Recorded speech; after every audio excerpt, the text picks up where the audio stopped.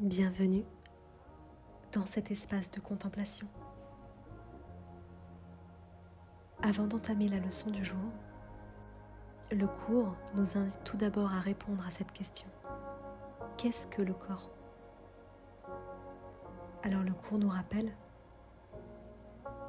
que le corps est une clôture que le Fils de Dieu a imaginée, une barrière fragile, érigée pour donner l'illusion que nous sommes séparés, limités, enfermés. Nous avons cru que c'était là notre demeure, notre sécurité et notre identité. Mais en réalité, le corps n'est pas une maison réelle. Il n'est pas ce que nous sommes, ni qui nous sommes. Il est simplement une idée dans l'esprit, un rêve passager. Pourtant, le corps semble nous définir. Il trace des frontières. Il dit où je commence et où tu t'arrêtes. Il paraît offrir protection. Pourtant, cette protection est illusoire.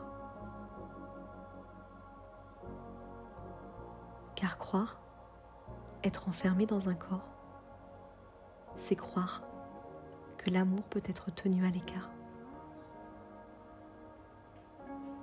C'est croire que la vie peut être contenue dans une cage de chair. Et c'est cette croyance qui engendre la peur. Alors l'ego se sert du corps, comme d'une preuve. Il vieillit, il tombe malade, il meurt. Et nous disons, voilà la preuve que nous ne sommes pas éternels, que l'unité a été brisée et que le Fils de Dieu peut être détruit. Mais ce que nous oublions, c'est que le corps est un rêve et que ce qui change n'est pas réel. Le corps a été fabriqué pour être apeurant. Sa fragilité, sa fin inévitable, ses douleurs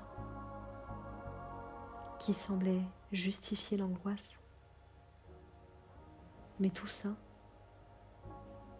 nous montre que ce qui avait été fait pour enfermer peut recevoir un autre but, offert à l'esprit. Alors le corps devient un instrument de guérison et de pardon. Ce qui paraissait une prison devient un pont vers l'union. Ce qui semblait voué à la mort devient un rappel de la vie éternelle. Car en réalité, ma sécurité ne peut pas être dans le corps. Elle ne se trouve pas dans ses défenses, ni dans ses murs fragiles. Ma sécurité est dans l'amour. Et cet amour ne peut pas mourir.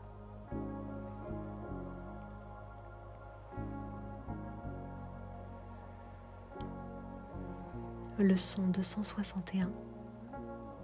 Dieu est mon refuge et ma sécurité.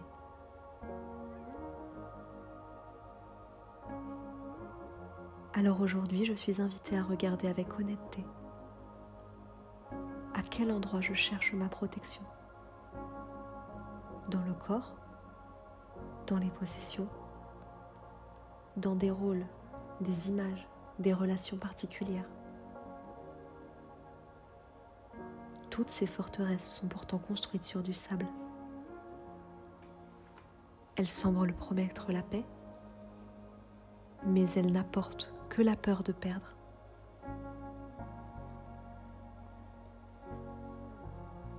Chaque fois que je crois ma sécurité dans ce qui change, je confirme que je ne suis pas en Dieu. Je fais de l'illusion mon abri et de la peur ma compagne. Et c'est pour cela que la paix m'échappe. Mais aujourd'hui, je peux choisir autrement.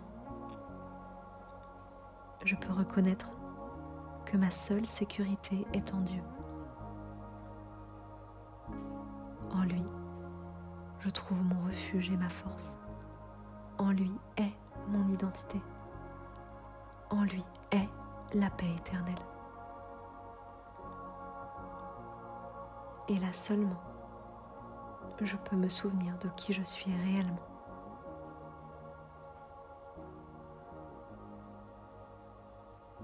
Je n'ai pas besoin d'idole. Le corps que je crois être,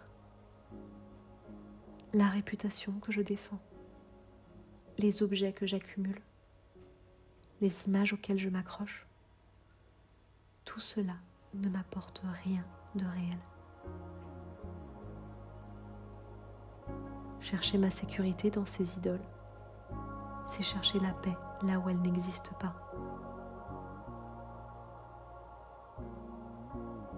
Alors aujourd'hui, je ne cherche plus. Je me repose dans l'évidence que je vis en Dieu. Je n'ai pas besoin d'un autre abri. Ma sécurité est l'amour. Et l'amour ne peut pas échouer.